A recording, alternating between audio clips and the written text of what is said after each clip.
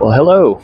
I thought I'd take you for a walk through the garden today, see how things are going in the spring. It is March 22nd, I think. This is our lime tree.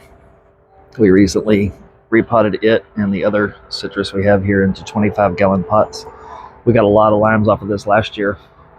A lot of little limes coming in. Got one of them that's almost ready. These will get almost the size of a baseball. It's a Persian lime. This is a lemon tree. We got 3 lemons off of it last year. I don't think it was supposed to even make lemons last year, but this year it looks like we might be getting a whole lot of them. We shall see. We got 3 grapefruit last year off of this tree. It just says red grapefruit. Nice big softball sized grapefruit. And this is a Haas avocado.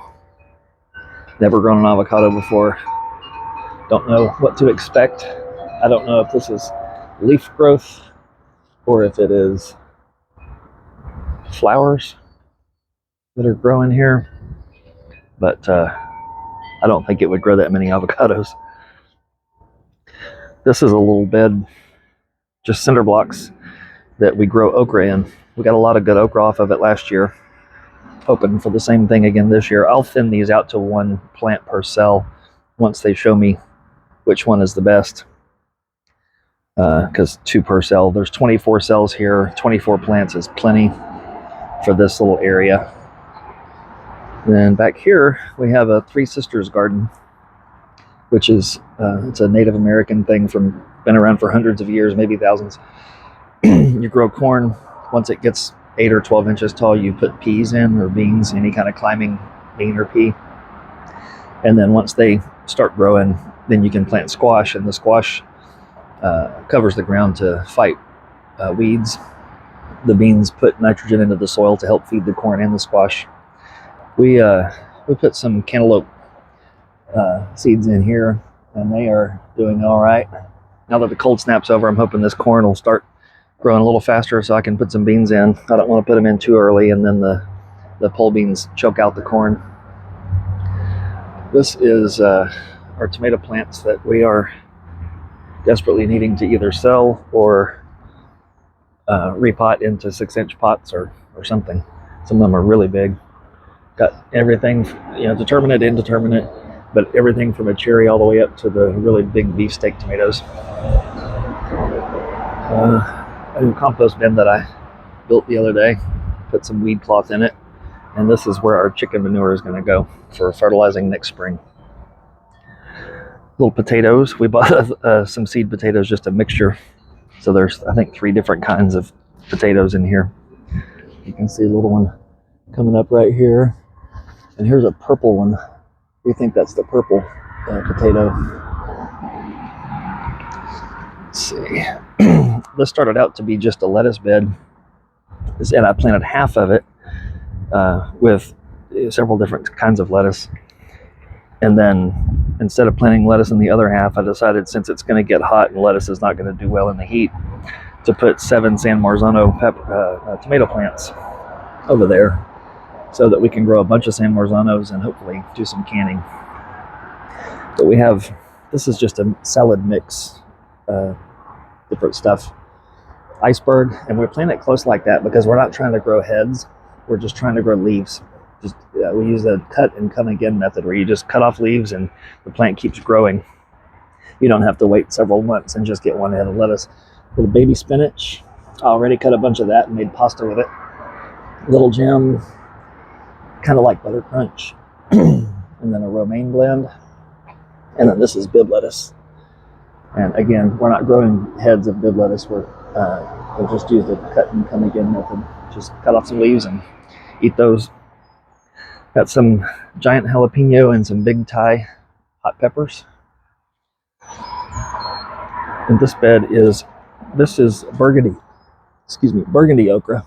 Just finally getting true leaves on these. I actually sprouted these in a wet paper towel inside of a Ziploc bag and then planted them in the ground. This is a super steak tomato at the end of each end of this bed. And then the area that has the chicken wire on it is going to be cucumbers. I've got some string trellis netting stuff that I'm going to put on and hang from this piece of conduit and let them grow up that. Over here we have more hot peppers. This was a thing called salsa blend, so it's just like 5 different kinds of pepper seeds in one little packet. So we grew a bunch of seedlings indoors, and then I planted 8 of them in here, and once I can tell what each one is, then I'll thin them out to where there's only probably 4 plants in here. So half of a whiskey barrel, but I think 4 plants is more than enough for that little space. This is a little herb garden, Libby's herb garden. I did plant some baby choy here because I didn't have any other place to put them. So I sowed those seeds there. Rosemary, blue star basil, sage, thyme, and then this is cilantro. It is coming up direct sown.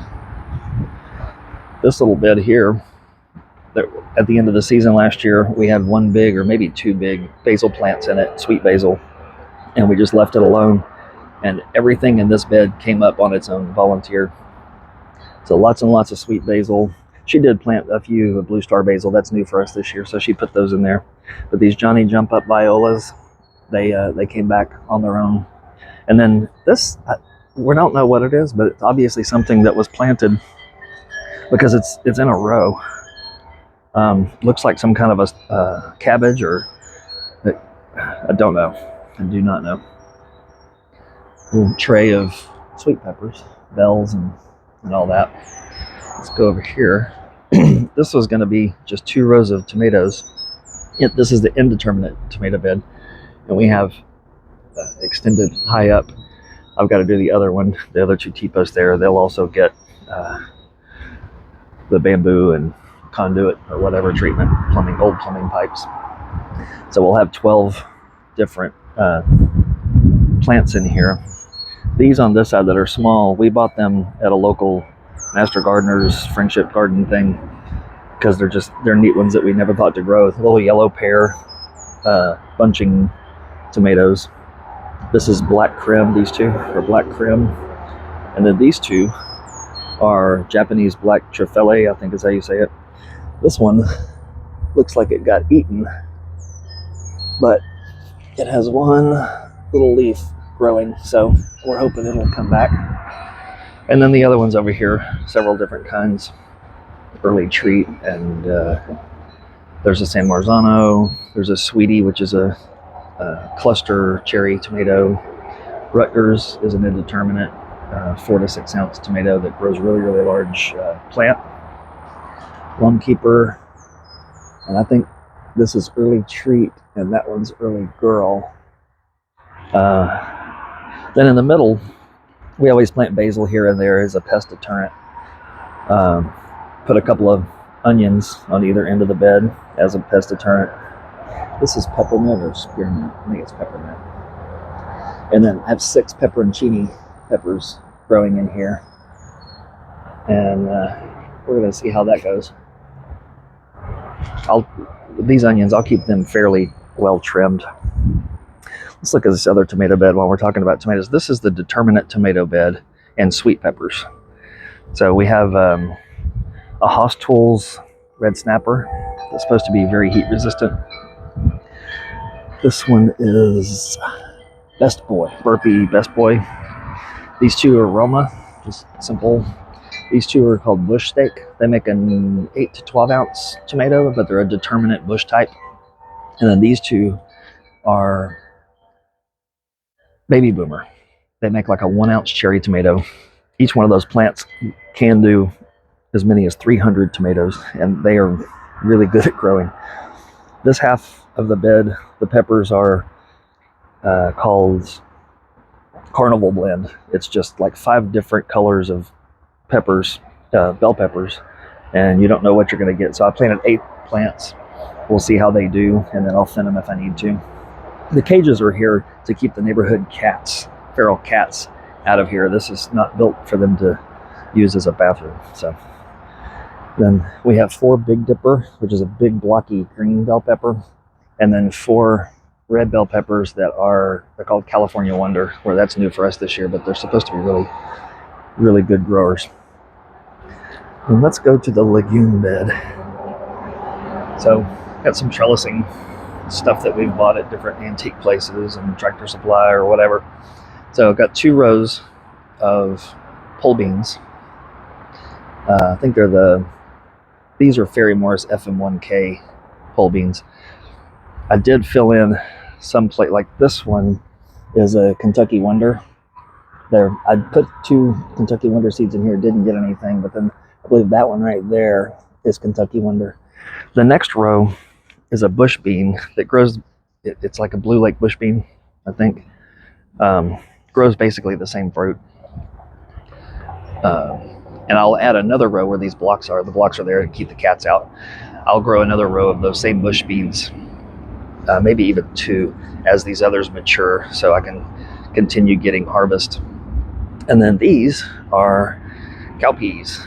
These are like California number 5, something that we bought when we first started doing this, and I still had some, so I planted them densely, and the germination rate was really good. So I'm going to thin those out once we start getting some real true leaves. You can see the true leaves are starting to come in. Once we start getting a real plant there, I'll start thinning those out and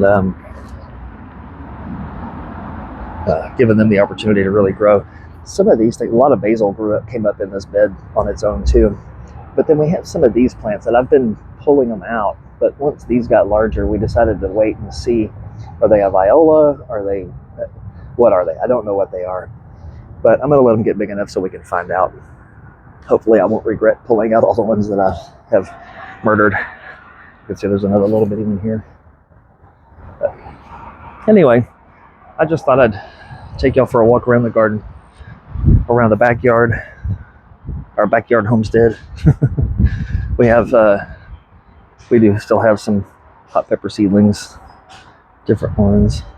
We put some in over at Mom and Dad's house in a couple of pots when we planted the tomatoes for them, and some more herbs. Anyway, that's about it.